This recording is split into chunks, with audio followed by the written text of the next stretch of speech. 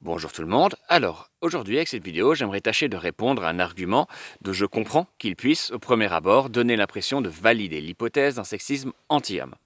En effet, on entend souvent cette idée selon laquelle tout de même il y a bien du sexisme contre les hommes, puisque lorsqu'un homme largue sa copine, on a tendance à dire de lui que c'est un salaud qui abuse, on lui fait des reproches, alors qu'au contraire, lorsque c'est un homme qui se fait larguer par sa partenaire, on a tendance à dire de lui que c'est un minable, un pauvre type, un loser, et que la femme en question a bien raison de se débarrasser d'un tel boulet pour son épanouissement à elle.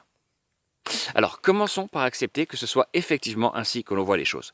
Je ne suis pas sûr du tout que ce soit aussi systématique, mais vous savez quoi? Peu importe. Ce qui nous intéresse ici, c'est de savoir pourquoi. Si des gens voient effectivement les choses ainsi, pourquoi? Et bien ce qu'on retrouve ici, ce n'est pas du tout du sexisme contre les hommes, bien au contraire, c'est du sexisme ordinaire, c'est-à-dire celui que subissent les femmes. Pour commencer, pourquoi on considère en effet parfois qu'un homme abuse, que c'est un salaud s'il largue sa copine? Déjà en raison d'un sexisme bienveillant. Entre guillemets bien sûr, parce que c'est sarcastique, c'est l'idée selon laquelle les femmes sont de pauvres petites choses fragiles qui ont besoin nécessairement d'un homme. Là où l'homme est une créature fière, virile, indépendante qui peut faire face seule, la femme a besoin de la protection d'un homme. C'est d'ailleurs pour ça que le but de la vie d'une femme, comme chacun sait, c'est de se trouver un homme. Alors, dans un tel contexte culturel, on va considérer qu'abandonner une femme, ce serait comme abandonner un enfant, à savoir un acte irresponsable qui ne se fait pas. Alors oui, ça peut être un peu pesant sur les épaules masculines, c'est compréhensible, mais enfin, il faut bien comprendre que c'est pas du tout du sexisme contre les hommes, c'est tout le contraire. D'ailleurs, pourquoi justement on a encore une telle vision des choses? Notamment en raison de... pour des raisons culturelles, historiques. Il faut bien garder en tête qu'avant que les féministes n'obtiennent de haute lutte le droit à l'avortement, le droit à la contraception, la relative indépendance financière des femmes, avoir un rapport sexuel avec une femme, ça avait toutes les chances de la mettre enceinte. Surtout lorsqu'on considère que rapport sexuel égale pénétration de madame par monsieur, etc. Et se retrouver enceinte jusqu'aux yeux dans un contexte où les femmes dépendent financièrement des hommes, c'est être dans une situation particulièrement précaire et dangereuse. Donc dès lors, la moindre des choses, c'était que l'homme assume ses responsabilités en restant avec cette personne pour subvenir à ses besoins ainsi qu'à ceux de l'enfant. Tout comme aujourd'hui, il est toujours nécessaire d'assumer si on met une femme enceinte. Alors, on a bien intégré dans notre logiciel qu'il ne faut pas abandonner une femme si on a des rapports sexuels avec elle, mais même si on ne se souvient pas toujours pourquoi, on continue de raisonner de façon un peu pavlovienne avec ce réflexe, il faut absolument rester avec une personne.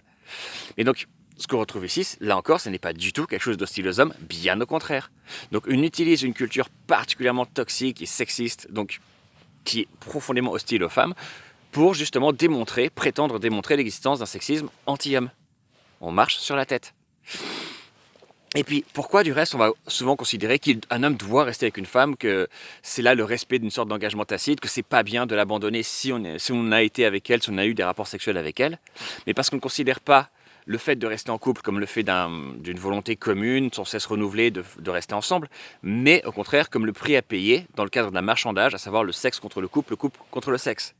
Parce qu'on a une vision particulièrement malsaine de la sexualité, selon laquelle la femme est souillée, salie, consommée au cours d'un rapport sexuel.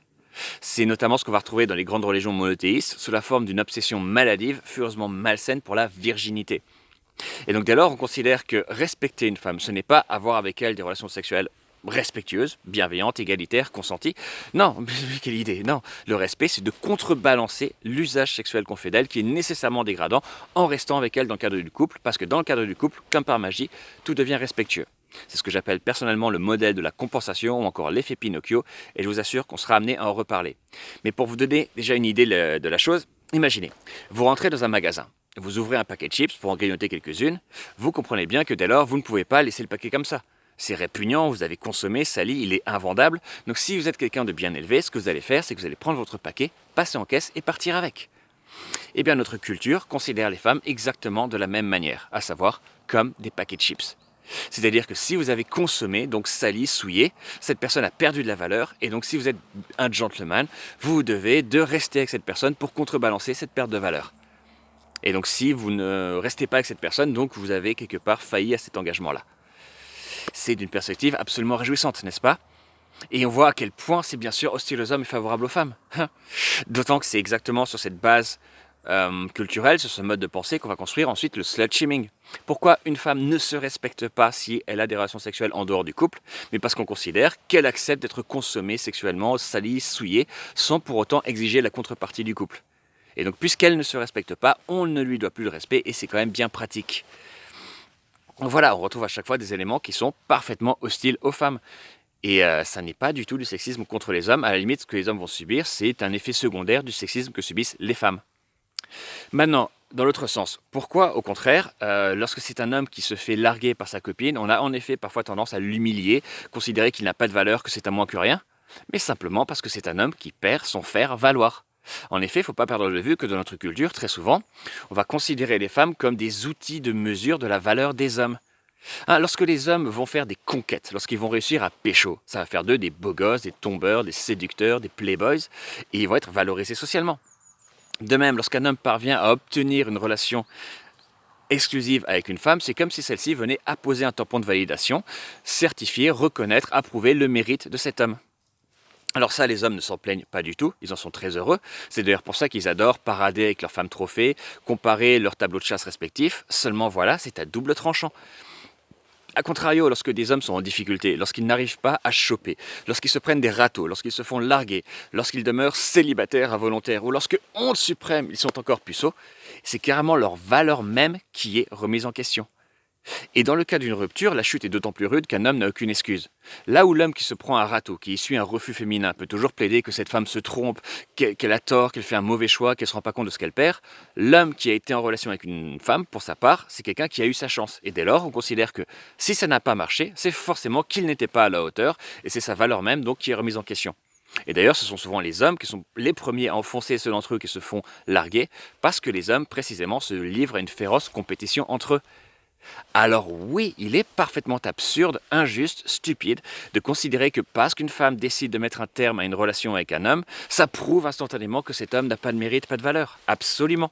Mais ça l'est tout autant que cette valorisation sociale par les conquêtes masculines, dont ce n'est que la continuité, selon laquelle on va considérer que dès l'instant où un homme obtient une relation avec une femme, ça prouve instantanément son mérite et sa valeur. Ce ne sont là que les deux faces d'une même médaille. Et c'est d'autant plus toxique que cette valorisation sociale par les conquêtes masculines revêt un caractère systématique. Vous voulez parler d'injustice? Rappelons que lorsqu'un homme parvient à ses fins avec une femme, on va automatiquement le valoriser, le glorifier.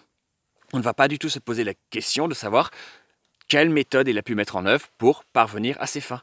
Est-ce qu'il a menti, manipulé, baratiné? Est-ce qu'il a mis la pression? Est-ce qu'il a insisté, poussé, c'est-à-dire harcelé? Est-ce qu'il a négligé le consentement? Est-ce qu'il a pris le risque de violer? Est-ce qu'il a violé? Ces questions, on ne se les pose absolument pas. En tant qu'homme, tu obtiens un résultat, tu es validé socialement, tu as un trophée de plus et c'est tout. Et personne ne se pose ces questions. Personne, à part bien sûr les féministes. Vous savez, les hystériques, cassatrices qui voient le mal partout parce qu'elles sont paranoïaques. Alors, c'est toutefois nuancé. En effet, c'est vrai que dans certaines situations, on va quand même réagir. Notamment lors de relations sexuelles, hétérosexuelles ponctuelles. On aura quand même des gens qui vont être indignés, scandalisés, horrifiés par ce comportement parfaitement abject, indécent de la femme. Cette femme qui, imaginez-vous, se permet d'avoir des rapports sexuels avec des partenaires parfaitement consentants et enthousiastes. Cette femme qu'on ne va certainement pas valoriser pour ses conquêtes, mais que bien au contraire, on va insulter, traiter notamment de garce, traînée, marécoche-toi-là, allumeuse, salope, fille facile, etc. Cette femme qu'on va humilier, discriminer, stigmatiser, à qui on va pourrir la vie autant que c'est humainement possible, parce qu'on va si justement considérer que c'est son comportement à elle qui est parfaitement inadmissible. Alors oui, on peut parler d'injustice. Ça me semble pas excessif. Mais là, il va falloir comprendre une chose, c'est que si les hommes sont en effet victimes d'une certaine forme d'injustice, c'est sans comparaison possible avec ce que subissent les femmes. Et de toute façon, c'est toujours le même processus. Il ne faut pas opposer une injustice que subissent les femmes à celle que subissent les hommes. C'est toujours la continuité du même mode de pensée.